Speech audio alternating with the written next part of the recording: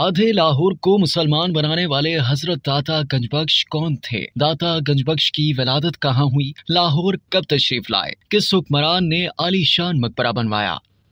اسلام کی دینی، ملی، سماجی اور معاشرتی تاریخ میں اولیاء اعظم و صوفیاء کرام نے اپنی تعلیمات سے معاشرے کا رخ روحانیت، اصلاح و فلاح اور تعمیر و ترقی کی طرف موڑنے میں زبردست کردار ادا کیا۔ برصغیر پاک و ہند میں ان کا یہ کردار اور بھی قابل ذکر اور تاریخی اہمیت کا حامل ہے۔ سردار اولیاء حضرت علی بن عثمان حجویری رحمۃ اللہ علیہ المعروف حضرت داتا گنج بخش رحمۃ اللہ علیہ ایسے ہی جلیل القدر بزرگ ہیں جن کی تعلیمات نے ہزارہا بھٹکے ہوئے لوگوں کو راہ راست دکھائی۔ عوام و خواص میں آپ داتا گنج بخش خزانے بخشنے والے کے لقب سے مشہور ہوئے۔ آپ کی ولادت افغانستان کے مردم خیز خطے غزنی سے متصل بستی حجویری میں ہوئی۔ آپ رحمۃ اللہ علیہ نے ابتدائی تعلیم غزنی میں حاصل کی اور پھر مزید تعلیم، روحانی تجربات اور تزکیہ نفس کے لیے حجاز مقدس کا سفر کیا اور شام و فلسطین کے سفر کے دوران اپنا پیر و مرشد شیخ ابو الفضل محمد بن حسن القتلی رحمۃ اللہ علیہ کو بنایا۔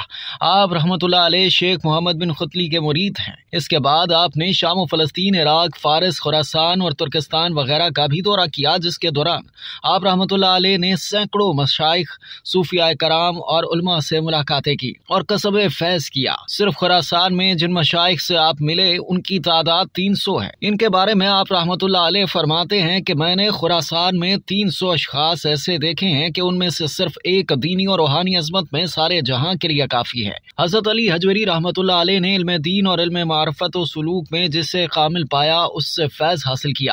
آپ اپنے مرشد کے حکم سے اللہ سبحانہ و تعالیٰ کے دین کی تبلیغ و اشاعت کے لیے سلطان محمود غزنوی کے بیٹے ناصر الدین مسعود کے زمانے میں لاہور تشریف لائے۔ آپ رحمۃ اللہ علیہ نے لاہور شہر کے باہر دریائے راوی کے کنارے اپنا مسکن بنایا اور مسجد، خانقاہ اور مدرسے کی بنیاد رکھی۔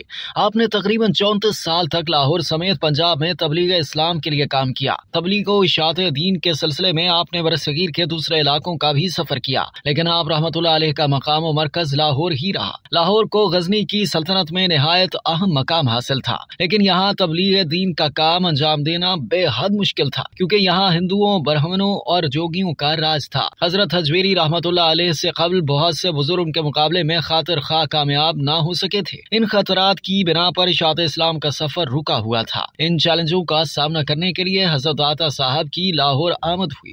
آپ کی تبلیغ تاریخ اسلام میں ایک سنگ میل کی حیثیت رکھتی ہے، کیونکہ آپ کی آمد سے کثیر تعداد میں نہ صرف بتوں کے پجاریوں نے اسلام قبول کیا، بلکہ خواص اور ہندو برہمن بھی تیزی سے مشرف با اسلام ہوئے۔ لاہور آمد پر آپ رحمۃ اللہ علیہ نے سب سے پہلے جو کام کیا وہ مسجد و مدرسے کی تعمیر تھی۔ اس کے ساتھ ساتھ اپنے مریدین اور ساتھیوں کے لیے خانقاہ تعمیر کی اور درس و تدریس کا آغاز کیا۔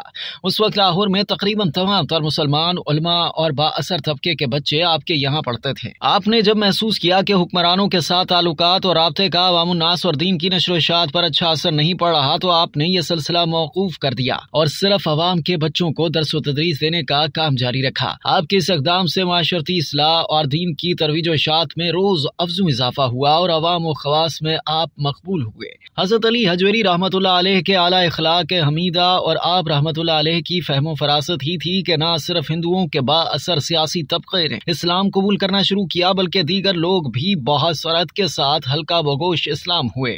ایک اندازے کے مطابق لاہور کی نصف آبادی نے آپ کے ہاتھ پر اسلام قبول کیا۔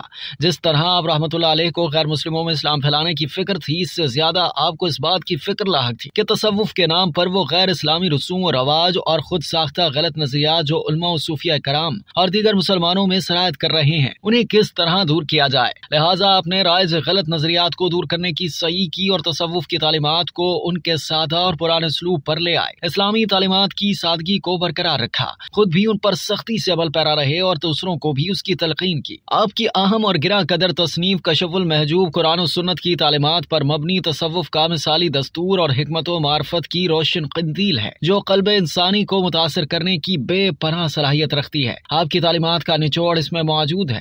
آپ نے نہایت اختصار کے ساتھ شریعت مطہرہ کے مسائل کو اس میں واضح کیا ہے، کیونکہ شریعت پر عمل کے بغیر کوئی عالم صحیح معنوں میں عالم نہیں بن سکتا اور کوئی صوفی صحیح معنوں میں صوفی نہیں بن سکتا جب تک وہ قرآن و سنت اور شریعت پر عامل نہ ہو۔ दाता गंजबख्श रहमतुल्लाह अलैह के इल्म फजल, हुस्न सुलूक, मजहबी रवादारी, खिदमत खल्क और समाजी खदमात ने खत्ते में एक इनकलाब बर्पा किया। लोग जोक दर जोक इस्लाम में दाखिल हुए, इस्लाम को फरोग हासिल हुआ। आपका नाम हिंदुस्तान के अलावा इराक व अजम और खुरासान व ईरान बल्कि पूरी दुनिया में मशहूर हुआ। इसकी वजह यही है कि आपने अपनी काबिल कदर तसनीफात, अपने इल्म फजल, अपनी अमली जिंदगी और अपने आला इखलाक हमीदा से एक आलम पर अपना सिक्का बिठाया। एक तवील अरसे तक इस्लाम की खिदमत अंजाम देने के बाद आप इस जहान फानी से कूच कर गए। आपकी वफात के 8 साल बाद गजनी के सुल्तान इब्राहिम ने आप रहमतुल्लाह अलैह का आलीशान मकबरा तामीर करवाया, जो वक्तन फवक्तन बाद में नए सिरे से तामीर होता रहा। हजरत ख्वाजा मोइनुद्दीन चिश्ती रहमतुल्लाह अलैह और हजरत बाबा फरीद गंज शकर रहमतुल्लाह अलैह जैसे औलिया और कुतुबुल मशाइख यहाँ आकर चिल्ला कश रहे।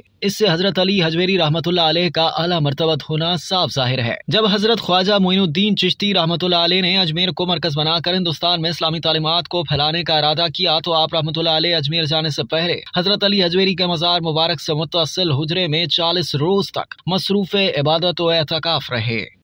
अब तक के लिए इतना ही। मजीद जानने के लिए सब्सक्राइब कीजिए डेली जंग यूट्यूब चैनल और लाइक कीजिए डेली जंग फेसबुक पेज।